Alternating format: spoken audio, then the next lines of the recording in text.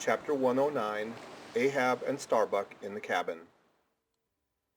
According to usage, they were pumping the ship next morning, and lo, no inconsiderable oil came up with the water. The casks below must have sprung a bad leak. Much concern was shown, and Starbuck went down into the cabin to report this unfavorable affair. In sperm whalemen with any considerable quantity of oil on board, it is a regular semi-weekly duty to conduct a hose into the hold and drench the casks with sea-water, which afterwards at various intervals is removed by the ship's pumps. Hereby the casks are sought to be kept damply tight, while by the changed character of the withdrawn water the mariners readily detect any serious leakage in the precious cargo.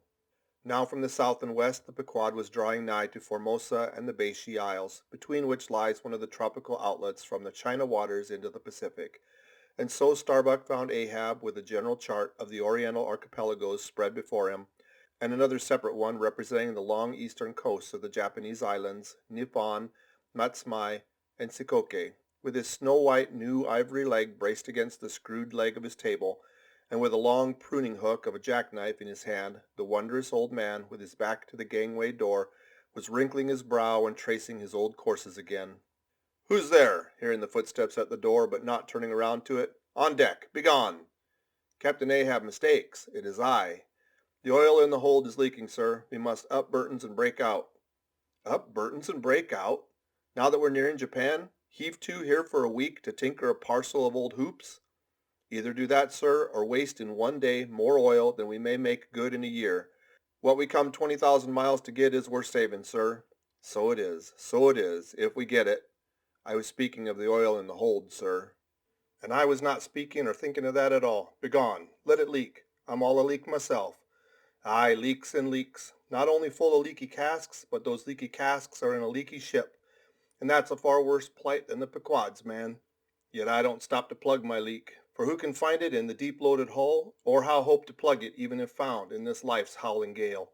Starbuck, I'll not have the Burtons hoisted." "But what will the owners say, sir?" "Let the owners stand on Nantucket Beach and out-yell the typhoons. What cares Ahab? Owners? Owners? Thou art always prating to me, Starbuck, about those miserly owners, as if the owners were my conscience. But look ye, the only real owner of anything is its commander. And hark ye, my conscience is in this ship's keel. On deck!"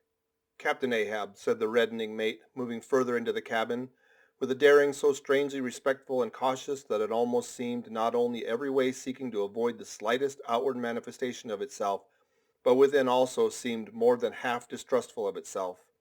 "A better man than I might well pass over in thee what he would quickly enough resent in a younger man. Aye, and in a happier, Captain Ahab." "Devils! Dost thou then so much as dare to critically think of me? On deck." "Nay, sir, not yet. I do entreat, and I do dare, sir, to be forbearing. Shall we not understand each other better than hitherto, Captain Ahab?" Ahab seized a loaded musket from the rack, forming part of most South Seas men's cabin furniture, and pointing it toward Starbuck, exclaimed, "There is one God that is Lord over the earth, and one captain that is Lord over the Pequod. On deck!"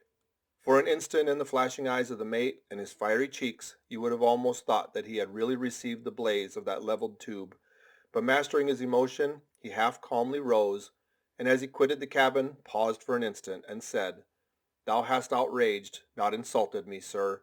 But for that I ask thee not to beware of Starbuck. Thou wouldst but laugh. But let Ahab beware of Ahab. Beware of thyself, old man." "He wakes as brave, but nevertheless obeys. Most careful bravery that," murmured Ahab as Starbuck disappeared. "What's that he said? Ahab, beware of Ahab. There's something there."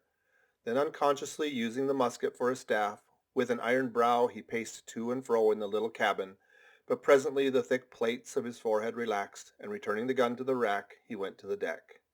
"Thou art but too good a fellow, Starbuck," he said lowly to the mate, then raising his voice to the crew, "Furl the t'gallant sails, close up reef and topsails, fore and aft, back the mainyard, up Burton, and break out in the main hold."